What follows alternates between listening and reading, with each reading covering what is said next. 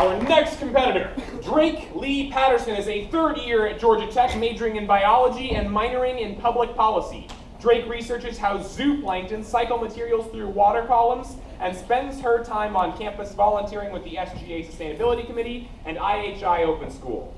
Originally from Louisville, Kentucky, Drake is thoroughly enjoying her time in Atlanta. She will be speaking on the importance of science as a means of empowerment. In her free time, she likes to sing bad karaoke and make things. Drake.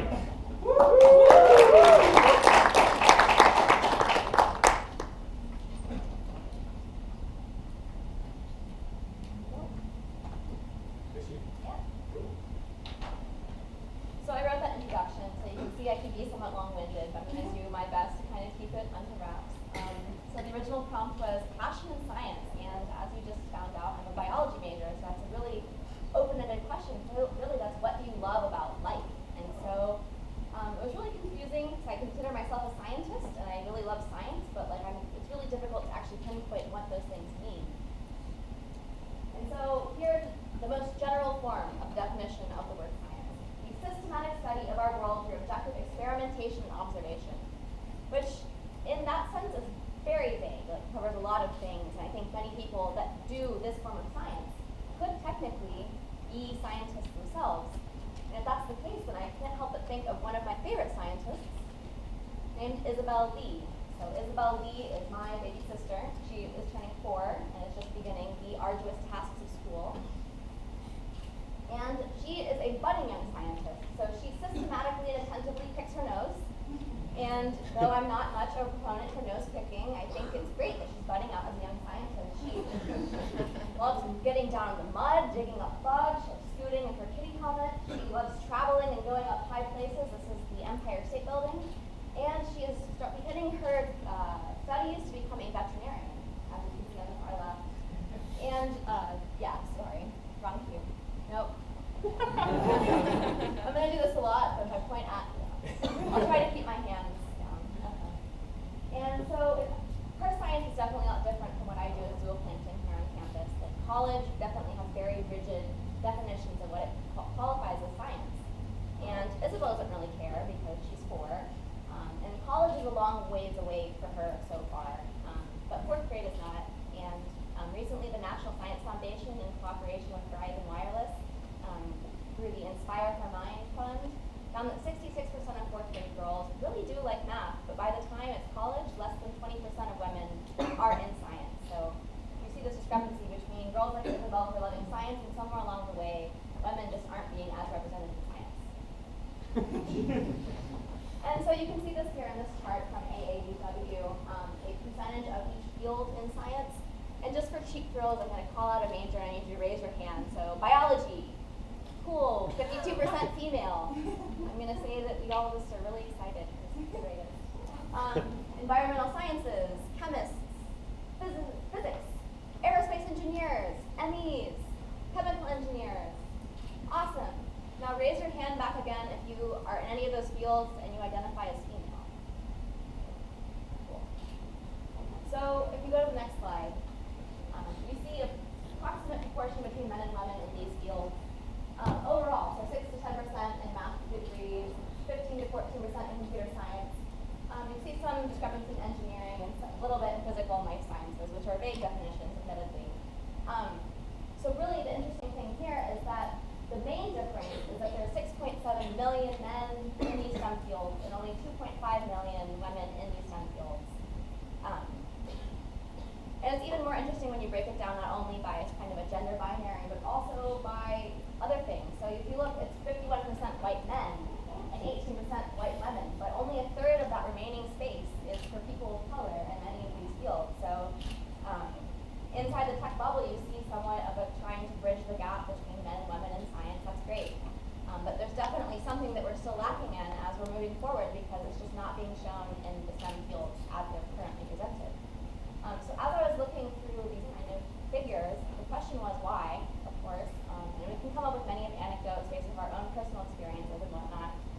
But I really wanted to look online and throughout lots of places to see really experiences that really represent kind of what women overcome in science. And that led me to the Elsevier 2015 Foundation Awards, which which award women in science, typically with PhDs, that just have overcome some really big experience and still contributed to science. And their stories were really phenomenal for those that were able to share. Dr. Rabia Saeed from Nigeria talked about the difficulty of getting a PhD program after she was already a top student in her school. Her dad was a really prominent member of the community, but she had 3 young children, and it's really difficult to juggle that while getting a doctorate. And Mijisolo Adenye of Nigeria was talking about the importance of making programs really interesting and relatable to these students, because if they feel detached from the subject matter, like, you can do this but not this, then they won't want to pay attention. And particularly interesting was Nashwa Iyasa from Sudan, who talked about the importance of even being able to see beyond, like, not only wanting to work in your community, but be able to see beyond Sudan and see beyond what directly is around you, which is a really important part in conceptualizing science. And so these stories really touched me, especially the story of the woman trying to get her PhD with 3 young children, because this is my mother. And that's me. So my mom had me really young, and I actually got to watch her go through school. It took 10 years to get through undergrad, so my record so far is not so bad. And she ended up on the right here. You see that after she also got her law degree and got her own chicken, which was very exciting for her. And it was just really amazing to see her go through this process, because it is really difficult, and unfortunately for a lot of women in science, or attempting to be in science, that is really the end point. And it's really interesting to see this fostered will to learn in her, seen most recently in her first attempts at Photoshop, which are really inspiring to me. So I embarrassed my sister and I embarrassed my mom, but really this is my talk, so let's take a second to make it about me. So I have lots of embarrassing photos. They're now there. And really what I wanted to say here was that I only have my story to present so far, because I'm only one person. And the real kind of failure of having core diversity in science isn't that we don't have diversity for the sake of diversity. It's that when only men are in science, then you're having your total basis for what can become scientists. And when you're only selecting a portion of groups to be able to even access science or get involved in STEM fields, then you're severely limiting the perspectives that you're incorporating into these fields, which is really just a negative for the entire scientific community.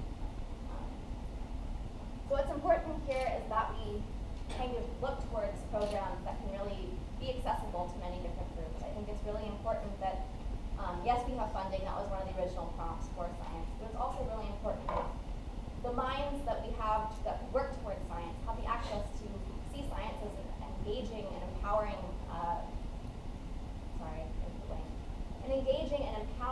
tool that you can really express yourself and really establish your opinion in a broader context in a community that is supposed to be objective and understanding and bipartisan. And really, if we're just having a few opinions expressed, then we really need to work beyond that. We see some programs working now towards young girls. Verizon's doing a good job. I mentioned that earlier. And it's really important that we find programs that can reach people at all stages of life and show that science is an acceptable thing. And because I really want this to be a conversation addressing this issue, I would really like to open the floor to any questions on this matter.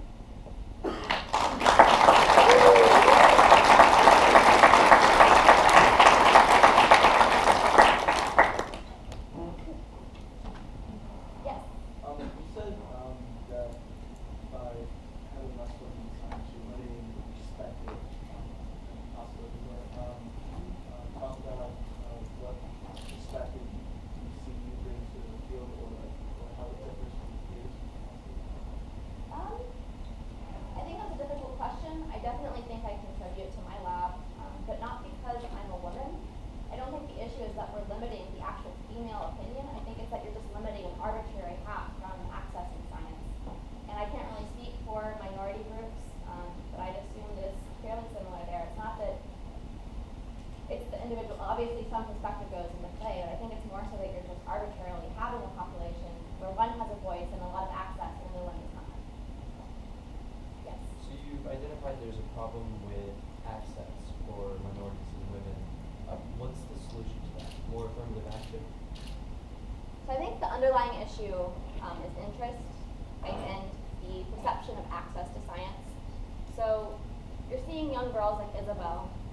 If you want to go back to the previous slide, you're seeming girls like Isabel, they don't care about bugs and nose picking and mud and like doing science. It's somewhere along the way that they're either discouraged from science or encouraged to follow other things more so than their male peers. It's more so that groups feel discouraged and think that science, as the perception of what science is, maybe on an academic scale, more so than the definition I presented earlier, is really inaccessible and uninteresting when really it's such a broad context. It's really bizarre that anyone would feel discouraged from such entry into such a position. Thank you very much. Give it up one more time for Courtney.